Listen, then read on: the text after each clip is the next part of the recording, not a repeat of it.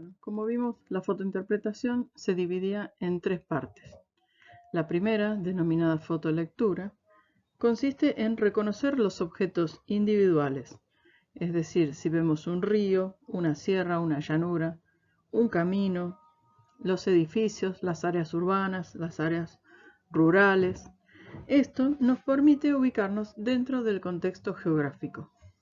La fotografía aérea en blanco y negro representa el terreno en diferentes tonalidades de gris, y por ello es necesario considerar una serie de elementos o criterios que, de forma directa o indirecta y en conjunto, ayuden a identificar a los elementos de interés. Los criterios para tener en cuenta al momento de analizar la fotografía aérea son muy similares a los ya vistos para la interpretación visual de las imágenes satelitales. Tenemos el tamaño, la forma, el tono y el color, la textura, las sombras, el patrón o diseño, la vegetación, el subsistema construido, las redes viales, las edificaciones y las áreas de cultivo. El tamaño de los objetos observados puede ser de gran ayuda al momento de su identificación. Dos elementos pueden aparecer en la imagen muy parecidos. Sin embargo, la diferencia en tamaño puede ser el factor para su identificación. En estas fotografías se observa el tamaño de los lotes. De esto inferimos que en aquella foto donde aparecen muchos lotes o parcelas, la actividad sería predominantemente agrícola, mientras que en los lotes de mayor tamaño, lo que predominaría sería la ganadería. El criterio forma está asociado a las líneas o bordes de los objetos en general. Se los clasifica como formas regulares o formas irregulares. Por ejemplo, un camino presenta en la foto una forma, mientras que un río o un arroyo, su forma sería irregular. También permite identificar áreas de relieve montañoso. El tono de una fotografía aérea puede depender de factores tales como la sensibilidad de la emulsión, la transmisión del filtro empleado o el proceso de revelado. Es por ello que este criterio no debe ser el único factor determinante al momento de identificar un objeto. Es un criterio utilizado para la identificación de suelos, cuerpos y cursos de agua. También, las fotografías tomadas con película blanco y negro presentan diferencias con las fotografías tomadas con películas que tienen filtros infrarrojo, pues al momento de identificar espejos de agua o vegetación, se capta en las infrarrojas la diferencia de la reflectividad de estos objetos. La textura puede ser definida como la distribución de tonos que presenta un conjunto de unidades que son demasiado pequeñas para ser identificadas individualmente. Los términos más comunes para referirse al tipo de textura son lisa, rugosa, granular, lanosa, moteada, etc. Es un criterio muy útil para la identificación de áreas con rocosidad o relieve de montaña, así como también los suelos arenosos se pueden identificar por una textura lanosa característica de los médanos. Estos suelos son típicos en el oeste de la provincia de Buenos Aires. Las sombras.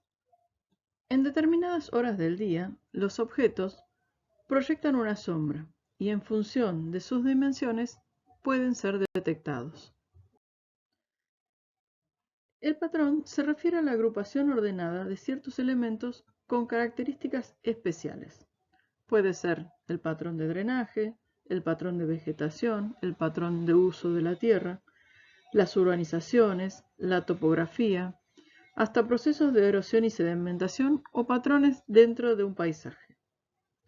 El empleo de elementos patrón puede ser muy útil ya sea por procesos de selección o eliminación, buscando o descartando aquellos que no aparecen.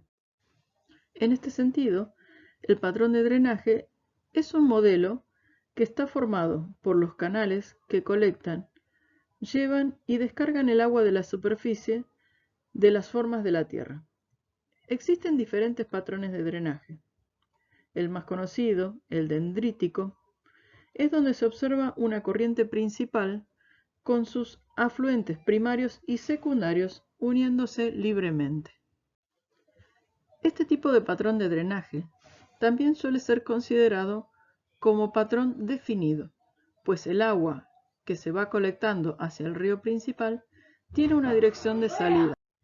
En otros casos, se observa una ausencia de un patrón de drenaje, es decir, que no existe evidencia de circulación de agua superficial. A estos sistemas se los denomina internos o indefinidos, o también cuencas arreicas, como las que se observan en la fotografía de la izquierda, en donde estas lagunas, que poseen diferentes tamaños, no presentan circulación de agua, y en mayor o menor medida su presencia va a depender de la cantidad de precipitaciones y de la infiltración que presente este tipo de suelos. El trazado de las vías de comunicación de uso común, sumado a las infraestructuras tales como industrias, residencias y urbanizaciones, son elementos que se pueden identificar durante el proceso de fotointerpretación. En estas fotografías aéreas, la vegetación está representada por tonos oscuros. Cuanto más sanas sean las plantas, más oscuro será el tono.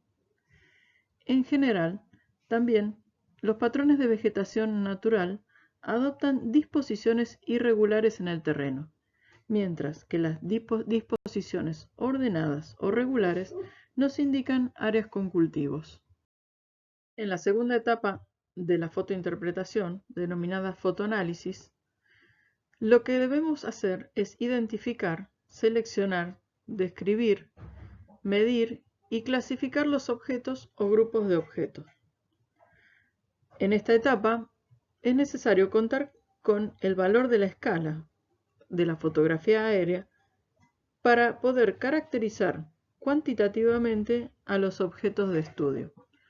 Mediante la utilización de reglas o escalímetros, vamos a poder medir longitudes en líneas rectas. Para longitudes curvas, como por ejemplo el perímetro de un río, es necesario la utilización de curvímetros. Y para estimar superficies irregulares, como por ejemplo una sierra o una laguna, vamos a utilizar grillas de puntos. Existen diversas definiciones de lo que significa la fotointerpretación, pero en todas de ellas se incorporan, además de los procesos anteriores de fotolectura y fotoanálisis, el proceso de razonamiento lógico, a través del cual, en la fotointerpretación, se puede lograr comprender y explicar las características de los objetos, ambientes o ecosistemas, apoyándose en conocimientos del tema y experiencia en el terreno. En esta etapa es donde se incorpora la estereovisión, la cual nos va a permitir observar el relieve y poder determinar así las unidades fisiográficas del paisaje. Estas son áreas que presentan características similares en cuanto al tono, textura, patrones y que se relacionan con su posición en el relieve. Se las suele denominar como loma, media loma y bajo, y se trata de determinar sus límites con líneas de contacto. Cabe aclarar que estos límites luego deben ser corroborados en trabajo de campo. El producto final de la fotointerpretación se denomina mapa preliminar de fotointerpretación. En él se encuentran identificados todos los objetos y patrones observados. Este producto final, luego, deberá ser utilizado como base para realizar los muestreos de campo necesarios para arribar a productos tales como un mapa de suelos, mapa de vegetación, etc. En este caso, se ve como a partir de las fotografías aéreas del predio de la UNLU, se pudo arribar al mapa preliminar de fotointerpretación en el cual constan los distintos elementos observados y las distintas unidades fisiográficas determinadas con su correspondiente leyenda. Luego, a partir del trabajo de campo, realizando pozos de observación, describiendo estos suelos de acuerdo a las normas del Soil Taxonomy, se puede arribar al mapa de suelo con su correspondiente leyenda descriptiva. Otro producto que se puede obtener a partir de las fotografías aéreas son los mosaicos. Estos consisten en fotografías aéreas que componen una imagen única de un área, uniendo a los fotogramas de una misión aérea, eliminando la superposición entre fotos sucesivas, es decir, uniendo foto por medio. En general, son construidos utilizando como vértices las cartas topográficas de escala 1 en 100.000 o 1 en 50.000. Y, dependiendo de la precisión que tengan, se los puede clasificar de diversas maneras.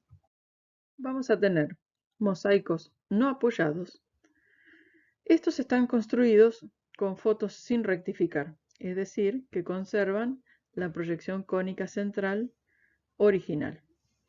Se utilizan fotos por medio y el ajuste entre cada foto es por aproximación visual.